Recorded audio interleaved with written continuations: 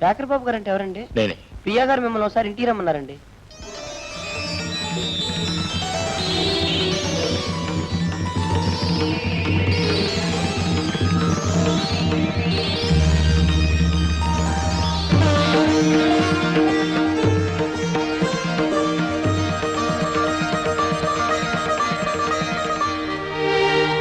ప్రియా, రమ్మని కబురు చేశావా? నువ్వు కబురు చేస్తావని అనుకోలేదు. నాకు వీలుపడలేదు. ఆయన ఊళ్ళో లేరు. ప్రియా, నిన్ను కలుసుకోవాలని నేను ఈ ఊరు వచ్చాను. కలుసుకోవడానికి ఎన్నో రకాలుగా ప్రయత్నం చేశాను. కానీ చివరికి నిన్ను కలుసుకోలేని స్థితిలో, నీతో మాట్లాడలేని పరిస్థితిలో కలుసుకున్నాను. ప్రియా, నిన్ను కావాలని నేను దూరం చేసుకున్నాను అనుకుంటున్నావా? వద్దు బావా, ఇంకేం చెప్పద్దు. ఆ వివరాలన్నీ నాకు తెలుసు. బావా, నువ్వు నాకు సాయం చేస్తావా? చెప్ప్రియా. చేస్తానంటే చెప్తాను. చేస్తాను చెప్ప్రియా. నువ్వు ఇంకెప్పుడు నాకు కనిపించద్దు. ప్రియా, నేను ఎక్కడుంటే నీ సంసారం చెడిపోతుందన్నా, నీ మనసు నలిగిపోతుందన్నా నేను వెళ్ళిపోతాను. కానీ ఒక్క నిజం మాత్రం చెప్పు, పెళ్ళైన దగ్గర నుంచి ఇప్పటి వరకు ఇద్దరు కలిసి కూర్చుని 10 నిమిషాలనే మాట్లాడుకోగలిగారా? అసలు నీ మొదటి రాత్రి అతని ఇంటికి వచ్చాడా? చెప్పు చెప్ప్రియా. మరైతే ఎందుకు అతనితో కాపురం చేయాలనుకుంటున్నావు? ఇంకా ఎందుకు ఇల్లు పట్టుకుని ప్రాకులాడాలనుకుంటున్నావు? ఎందుక? పెళ్లి చేసుకున్నందుకు. పెళ్లి చేసుకునేది ఇలా నరకం అనిపించడానికి కాదు ప్రియా. పెళ్లి చేసుకునేటప్పుడు ఇష్టం ఉన్నా లేకపోయినా కనీసం పెళ్లి చేసుకున్న తర్వాతైనా సుఖంగా కాపురం చేయాలి. ఆ సుఖం లేనప్పుడు అది పెళ్లి కాదు, చేసేది కాపురం కాదు. ప్రియా, నీకు వచ్చేసే ధైర్యం ఉంటే నాకు నేను పెళ్లి చేసుకునే ధైర్యం ఉంది.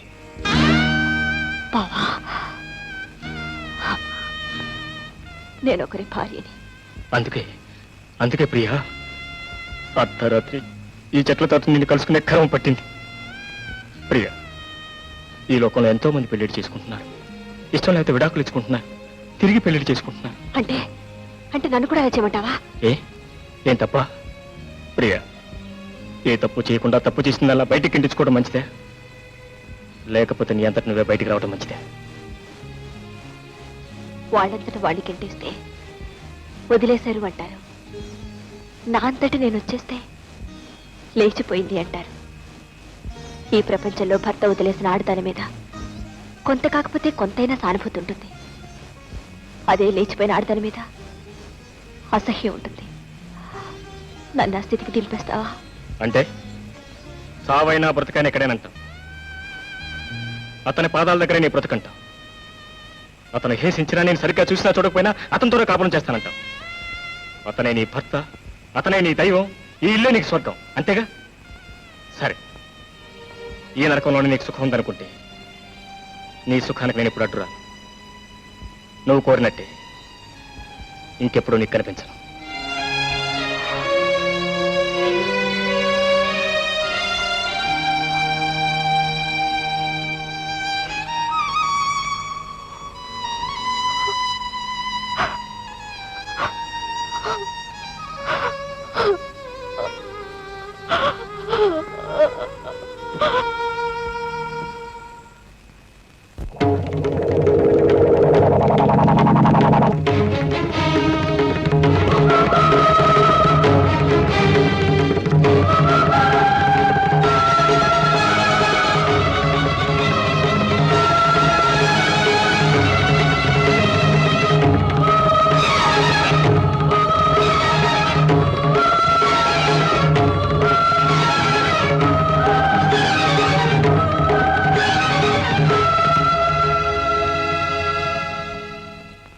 వెళ్ళలేదు.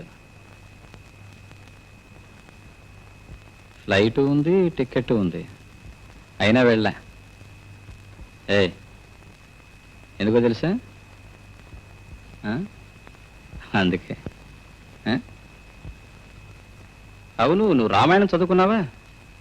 అందులో రావుణ్ణి కైకి అడవికి వెళ్ళమంది, రావుణ్ణి మాత్రమే వెళ్ళమంది. రావుడు మాత్రమే వెళ్ళాడా? పోతూ పోతూ సీతను కూడా పట్టుకుపోయాడు. ఎందుకు పట్టుకుపోయాడు తెలుసా? 14 సంవత్సరాల తర్వాత ఆయన తిరిగి వచ్చేసరికి ఈవిడ ఎలా ఉంటుందో ఎక్కడ ఉంటుందో భయం వేసి పట్టుకుపోయాడు. అంత క్యారెక్టర్ ఉన్న రావుడికి అంత భయం వేస్తే క్యారెక్టర్ లేని నాకెంత డౌట్ ఉండాలంటావు? అందుకోసమే జస్ట్ బొంబాయి పెడుతున్నాను. నేను చిన్న టెస్ట్ పెట్టాను, పుట్టుకుని పడిపోయావు. అవును, అతను ఎవరు? మీ బావా?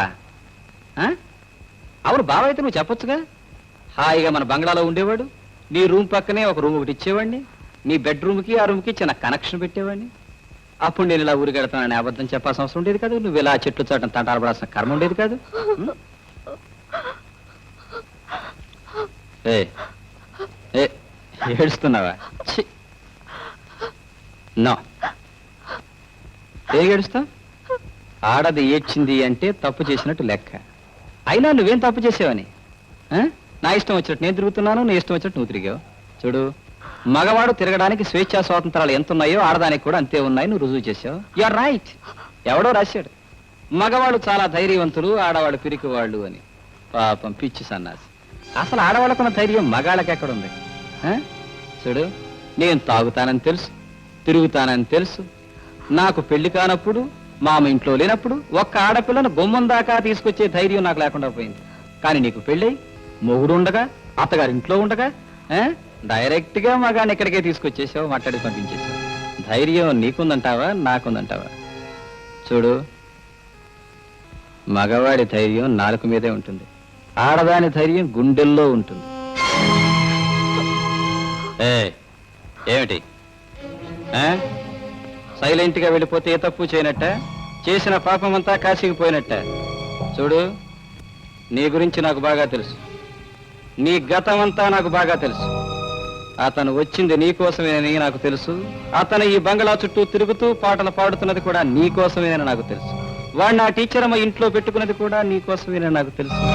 ఆ టీచర్ అమ్మ ఇంటికి వచ్చేది మీ ఇద్దరిని కలపడం కోసమేనని కూడా నాకు బాగా తెలుసు. ఏదో ఒక రోజున నువ్వు వాడితో లేచిపోతావని కూడా నాకు తెలుసు. అందుకే మీ ఇద్దరికి ఈ మీటింగ్ ఏర్పాటు చేశాను. ఎలా లేచిపోతారో తెలుసుకుందామని ఈ మీటింగ్ ఏర్పాటు చేశాను. ఒకవేళ లేచిపోతూ ఉంటే అది చూసి మీ ఇద్దరిని కాల్ చేయాలని రివాల్వర్ కూడా సిద్ధం చేశాను. నేను ఉపయోగించి సంవత్సరం అయింది, కానీ నాకెందుకో మీ ఇద్దరిని చంపాలనిపించడం లేదే. ఎందుకంటే తీసుకుపోవడానికి వాడికి ధైర్యం లేదు, లేచిపోవడానికి నీకు ధైర్యం లేదు. అలా అని మీ ఇద్దరిని ఏమి చేయకుండా వదిలేస్తానని కూడా అనుకోవద్దు. నాకు తాగితే తప్ప ఏ ఆలోచన రాదు. ఆలోచన రావాలంటే తాగాలి. అందుకని ఇప్పటి నుంచి మొదలు పెడతాను తాగడం. తెల్లవారే వరకు తాగుతాను. తాగిన తర్వాత ఆలోచిస్తాను ఏం చెయ్యాలనేది, ఎలా చెయ్యాలనేది. ఈలోగా నువ్వు పారిపోవాలనో చావాలనో ప్రయత్నం చేసేవనుకో, చూడు బాగుంది. కళ్ళు చూసు, ఆ అమ్మ నేను కొట్టాననుకుంటుంది. గొంచేలేదుగా, గొంచే. ఉదయం దాకా టైం ఉంది కదా, ఆ తర్వాత కదా మీ ఇద్దరిని ఏం చేయాలనేది. డోంట్ వరీ, వెళ్ళు వెళ్ళు.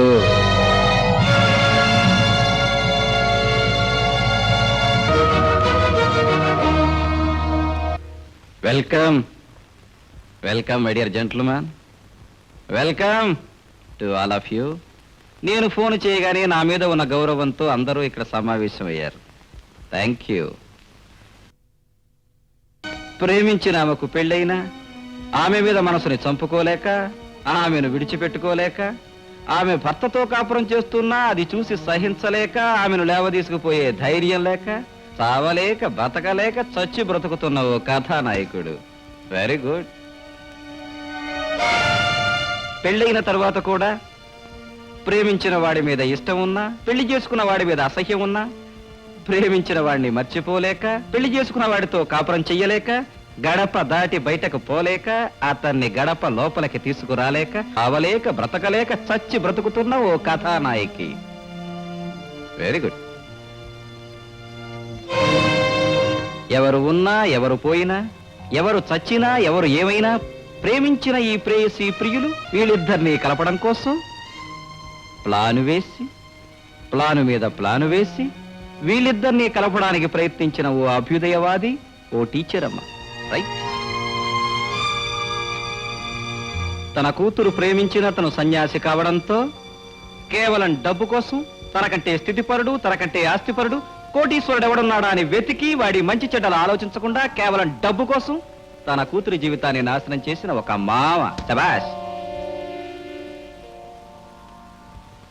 తన కొడుకు తాగుబోతని తెలిసి తిరుగుబోతని తెలిసి కేవలం తనకు ఓ కోడలు రావాలని, తన కొడుకు పెళ్లి కావాలని, మంచి చెడ్డలన్నీ మూసేసి మసిపూసి మారేడుకాయ చేసి నిజాన్ని కప్పేసి ఒక అమాయకురాలి జీవితాన్ని నాశనం చేసిన ఒక మహాతల్లి. Very good. ఇంతమంది పెద్దలు మీరంతా నేను పిలవగానే ఇక్కడ సమావేశం అయ్యారు, నా తీర్పు వినడానికి వచ్చారు. Very nice. 100 అబద్ధాలాడైనా ఒక పెళ్లి చేయమన్నారు, చేశారు. Very good. 1000 అబద్ధాలాడైనా ఒక జీవితాన్ని, ఒక కాపురాన్ని నిలబెట్టమన్నారు. కానీ ఎన్నో అబద్ధాలాడిన జీవితాన్ని, కాపురాన్ని కూల్చడానికి ప్రయత్నించారు. మీరంతా ఎందుకు నా జీవితాన్ని కూల్చడానికి ప్రయత్నించారు? Come on tell me my dear man.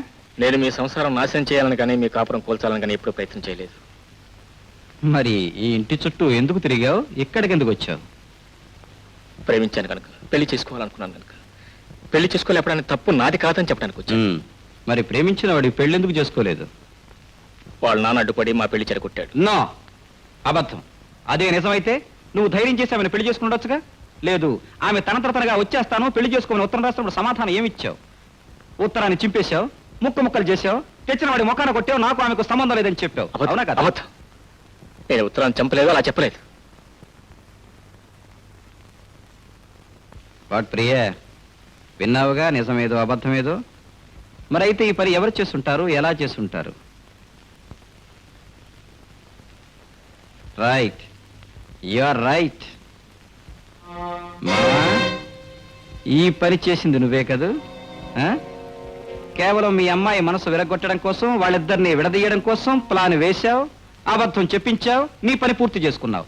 ఇప్పుడు అపార్థం తొలగిపోయింది, వాళ్ళిద్దరూ ఒకటైపోయారు. ఇప్పుడు నా పరిస్థితి ఏమిటి? నేనేం చేయాలి? నేను మీకు సమస్య కావటం నాకు ఇష్టం లేదు. ప్రియా, మీరు సుఖంగా కాపురం చేయటం నాకు కావాల్సింది. నేను మీ అందరికీ దూరంగా, అవసరమైతే ఈ ప్రపంచానికి దూరంగా వెళ్ళిపోతాను. అంతేగాని ప్రియకి మాత్రం ఎలాంటి అన్యాయం జరగటానికి వీల్లేదు. ప్రియ మీరు వదిలిపెట్టడానికి వీల్లేదు, ప్లీజ్.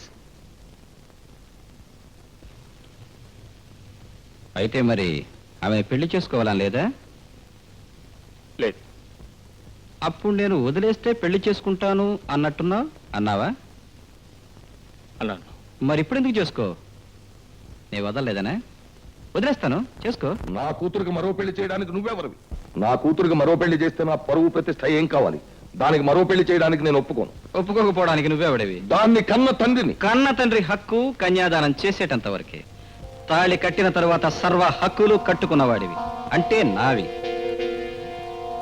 భార్య నగలడిగినా, చీరలడిగినా, పువ్వులడిగినా, చివరికి ప్రేమించిన వాడిని పెళ్లి చేసుకోవాలి అని అడిగినా ఆ కోరిక తీర్చాల్సిన బాధ్యత భర్తగా నాకుంది. ఆ కోరిక తీరుస్తాను. కన్న తండ్రి కాదు, ఎవడూ దీన్ని ఆపడానికి వీల్లేదు. చూడు ప్రియ, నేను రాత్రంతా ఆలోచించి ఒక నిర్ణయానికి వస్తాను, చెబుతాను అన్నాను. రాత్రంతా తాగి ఆలోచించి ఒక నిర్ణయానికి వచ్చాను. మీరిద్దరూ చేసిన దానికి శిక్ష, నా సమస్యకు పరిష్కారం. అదిగో అది.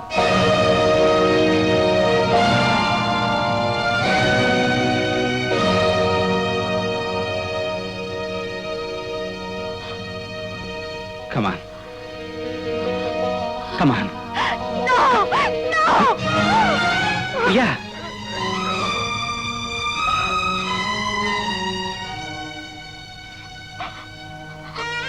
ప్రియా,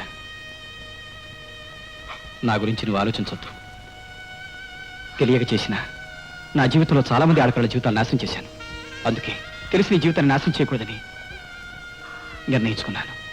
చూడు, మీరిద్దరూ ప్రేమించుకున్నారని, మీకిద్దరికీ చిన్నప్పుడే పెళ్ళయిందని మన పెళ్ళైన తరువాత నాకు తెలిసింది. అందుకే ఎన్నాళ్ళు నీకు దూరంగా ఉన్నాను.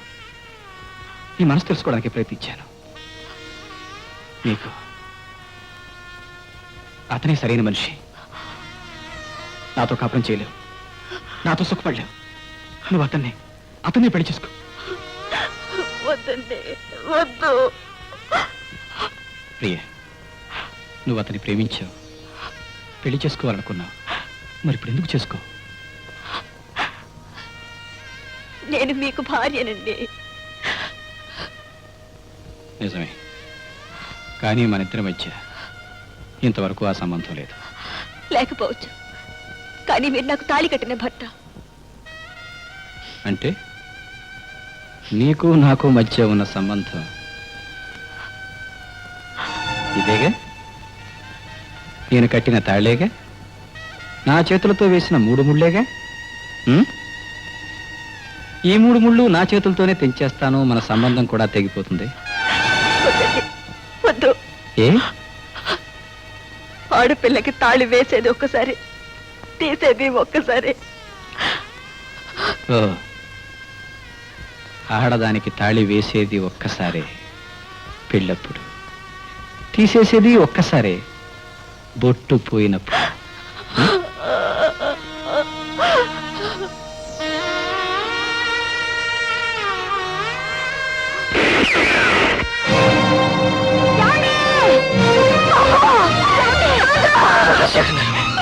బాబు బాబు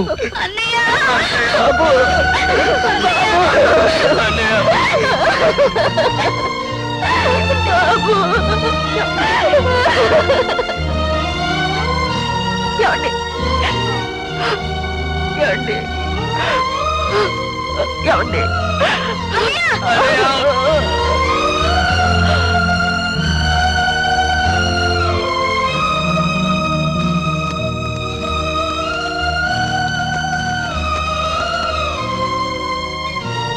ప్రియా, సాంప్రదాయాలు మంచివే, కానీ ఆ సాంప్రదాయాలు జీవితాన్ని నాశనం చేయకూడదు. నన్ను, నా ప్రవర్తనని అసహించుకుని ఎప్పటికైనా నన్ను విడిచిపెట్టి వెళ్ళిపోతావని, అతన్ని పెళ్లి చేసుకుంటావని ఎదురు చూశాను. కానీ నీలో ఉన్న సాంప్రదాయం, అతనిలో ఉన్న సంస్కారం ఆ పని చేయనివ్వలేదు. నేను బ్రతుకున్నంతకాలం మీరు ఒకరినొకరు కలుసుకోలేరు. అందుకే నేను వెళ్ళిపోతున్నాను. కేవలం ఇద్దరిని కలపడానికే వెళ్ళిపోతున్నాను. నేను వెళ్ళిన తర్వాత కూడా మీరిద్దరూ కలుసుకోకపోయినా, పెళ్లి చేసుకోకపోయినా నాకు అన్యాయం చేసినట్టే లెక్క. ఒకవేళ మళ్ళీ పెళ్లి చేసుకోవడం సాంప్రదాయం కాదు అనుకోవచ్చు. నిజం చెప్పాలి అంటే నాదే మళ్ళీ పెళ్లి. దైవ సాన్నిధ్యంలో ఊహు తెలియని రోజుల్లో మీరు ఒకరికొకరు మార్చుకున్న దండలు, ఒకరికొకరు తెలియకుండా చేసుకున్న పెళ్లి, అదే నిజమైన స్వయంవరం, అదే నిజమైన పెళ్లి. అందుకే మీరు నిజమైన దంపతులు.